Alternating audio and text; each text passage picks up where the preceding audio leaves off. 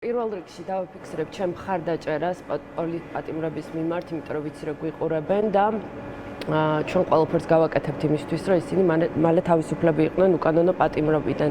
რაც შეეხება სიტუაცია არის მოგეხსენებათ საკმაოდ მძიმე, საკმაოდ კი არა მე ვიტყოდი ძალიან მძიმე. ჩვენ ვართ მომსწრე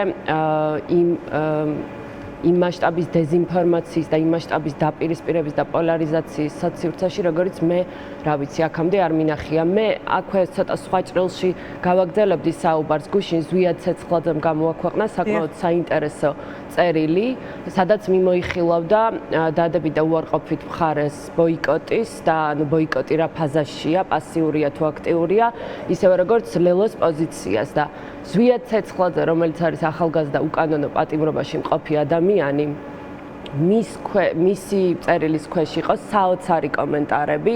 ანუ ჩვენ ძალიან დაუნდობელი ხალხი ვართ, ამის თქმა მინდა. თუ ადამიანი ოდნავ არ არის თანხვედრაში ჩვენს აზრთან, მე ამ შემთხვევაში მარტო ქოცებზე არ ვლაპარაკობ და ქართული ოცნების მხარდამჭერებზე და ტროლებზე და ბოტებზე. მე ვლაპარაკობ ოპოზიციურად განწყობილ ამომრჩეველზეც ამავდროულად. ანუ ავტომატურად ლეიბლი არის, რომ ხარ ქოცებთან კოლაბორაციაში, ლეიბლი არის, რომ ხარ ესე იგი გამყიდველი, ასე შემდეგ და მე ვფიქრობ, რომ ეს უბრალოდ ეხლა არ გამოგვადგება ეს ტაქტიკა და მინდა რომ ჩვენ პოზიციაზე მდგომ, იმიტომ რომ ჩვენ საერთო მიზანი გვაქვს ყველას. ჩემთვის მაგალითად ძალიან ასე ვთქვათ, დემორალიზებას იწვევს ის ფაქტი, რომ ჩვენ თვითონ ვართ ძალიან დაპირისპირებულები ერთმანეთთან. ეს ყველაზე მომგებიანი არის. ეს ძალიან მომგებიანია, იმიტომ რომ რეალურად რა არის დეზინფორმაციის მიზანი? დეზინფორმაციის მიზანი არის, რომ აღარ ვიცოდეთ რა არის სიმართლე, ანუ იმდენი ვერსია ვრცელდება, რომ ინსტიტუციებში დავკარგოთ რწმენა. ეს არის რუსული დეზინფორმაციის მოდელი, დამკვიდრებული, რომელიც მუშაობს. და შესაბამისად ჩვენ თუ ერთმანეთი არ დავინდეთ, ანუ სიტუაცია კიდევ უფრო დამძიმდება.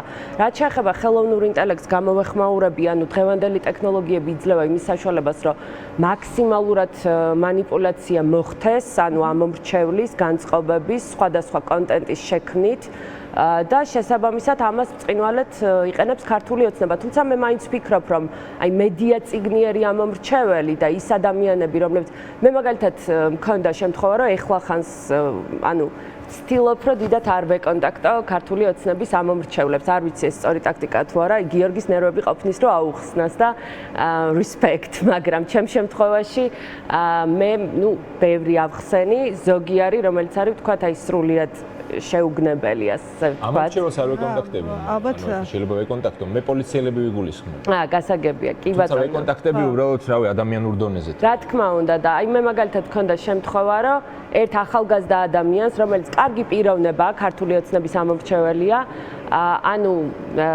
დაამიწყო საუბარი, რომ რეალურად რითი ვართ მოლდოვაზე და უკრაინაზე უკან, რა არის პრობლემა, აი ძალიან საბაზისო საკითხებზე შემომედავა და მე მის თვალებში დავინახე, რომ რეალურად მას არაფრის არ ჯერა, რასაც ამბობს.